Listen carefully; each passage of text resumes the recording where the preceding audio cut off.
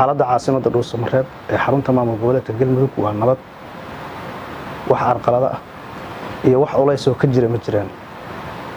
waxaan u cadeynaynaa bulshada Soomaaliyeed cid kasta oo danaynaysa magaaladu waa amni ammaankeeda waxa gacanta ku haya ciidamadii isku dhafka ahay ee hore lagu wareejiyay.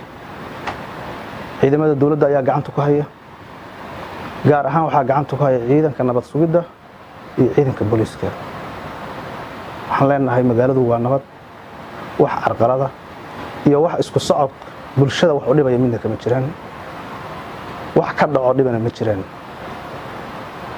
waxaan rabaa inaan halkan ka cadeeyo maadaama aan ahay gudoomiyaha degmada duqi caasimadda maamulka caasimaddu inuu diyaar u yahay in uu la shaqeeyo dawladda qaranka laamaha amniga inay ku gacan siiyaan dardargelinta iyo diyaar garowga loogu jiro sidii maamul loo dhan yahay loogu dhisi lahaa Galmudug.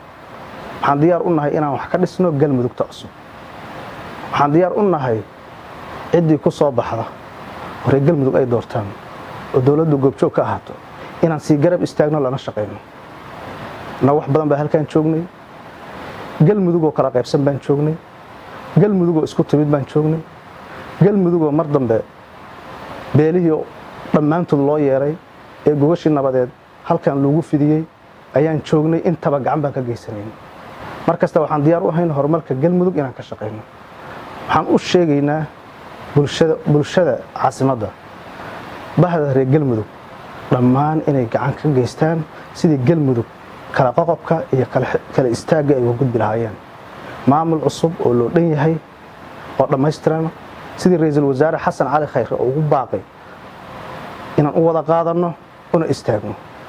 dawladda federaalka waxaan ka rabnaa meeshan maamulkii ka jiray iyo awoodii ka jirtay iyo askartii ka jirtay wax walba oo dhan ayaga lagu wareejiyay Galmudug cusub oo loo dhan yahay oo dhameystiran inay noo dhisaan.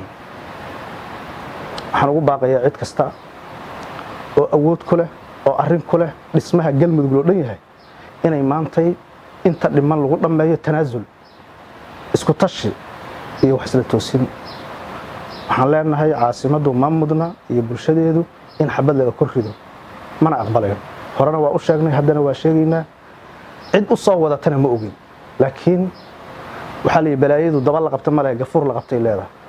waan ka hor dhacaynaa waan sheegaynaa xabad in laga ridana xal ma ahan annaguna ma aqbalayno.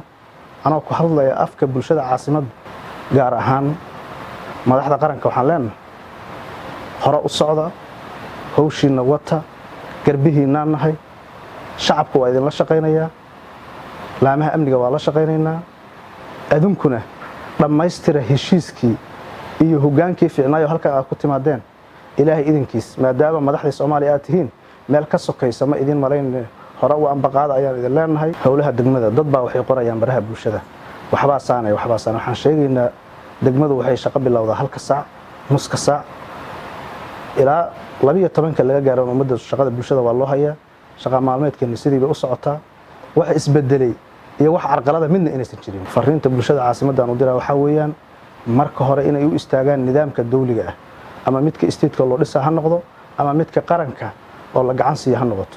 fariinta labaad u diraa waxa weeyaan sidii hore u gacan siin jireen laamaha amniga inay bulshadu kala shaqeeydo amnigu soo u sugnaan lahaay cadawgeeduna waa al-shabaab baa leenahay cadow kale ma leh.